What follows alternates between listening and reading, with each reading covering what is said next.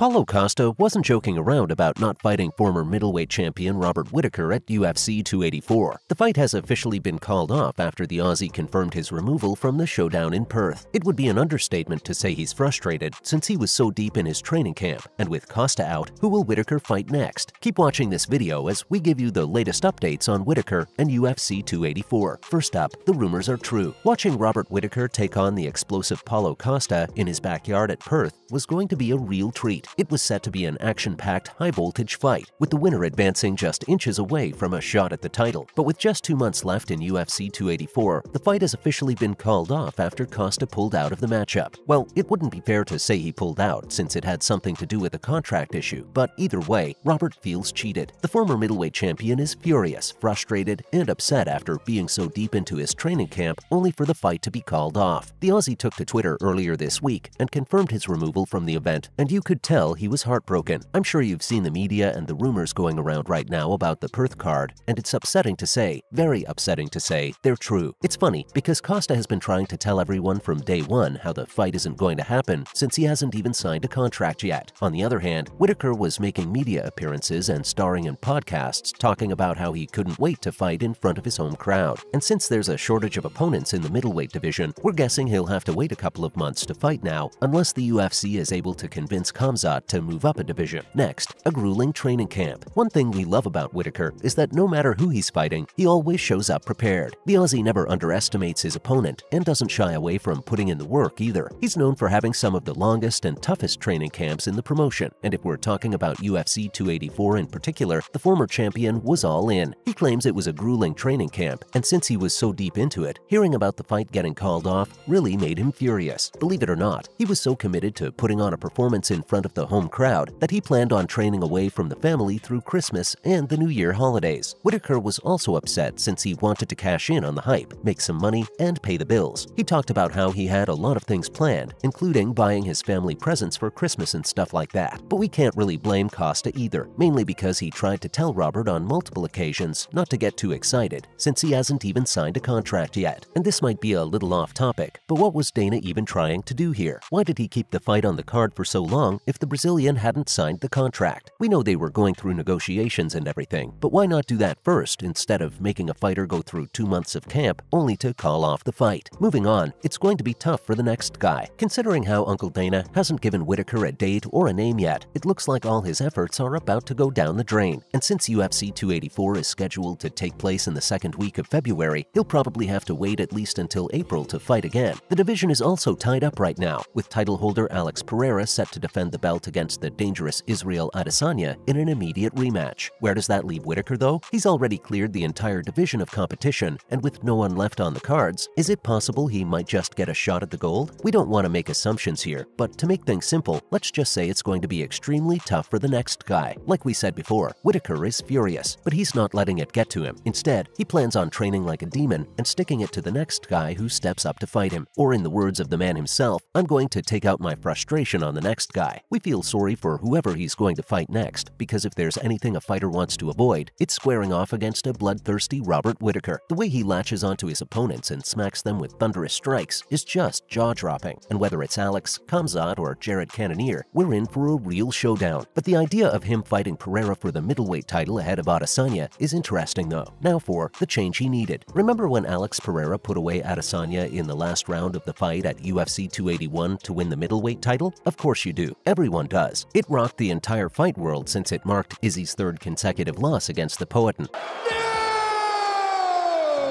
UFC undisputed middleweight champion of the world, Alex. A lot of fans and fighters had their money on Adesanya, but after seeing him get hit by a fury of strikes with seconds left on the clock, the narrative changed. Even Izzy's fans think Alex has his number, and no matter what the Nigerian does, he'll never be able to beat him. If you ask us, we think it's very similar to a mental block. No matter how close he comes, Alex manages to pull something out of the fire and put him away. And that's exactly the way we feel about Robert Whittaker versus Israel Adesanya. No matter what Whittaker does, Izzy always has an answer, and as long as he stayed on top of the division, the road to the the title would have been extremely difficult for the Aussie. But is this the change he needed? Will Robert serve to be trouble for the Poetan? Well, we'll believe it when we see it. But as far as a more preferable matchup goes, it's definitely in Whittaker's favor. Izzy is defensive when it comes to style, and that allows him to counter Whittaker and score points. But Pereira, he's aggressive. His style opens up a lot of plays for the Aussie, and considering how the fight world is tired of seeing Pereira versus Adesanya, who knows? Dana might just entertain the idea of a potential fight in the future, maybe even before a rematch. Following up, is he willing to sacrifice a shot at the title? There's also some news that Uncle Dana might be able to convince the undefeated Khamzat Chimaev to move up a weight class and fight Whittaker.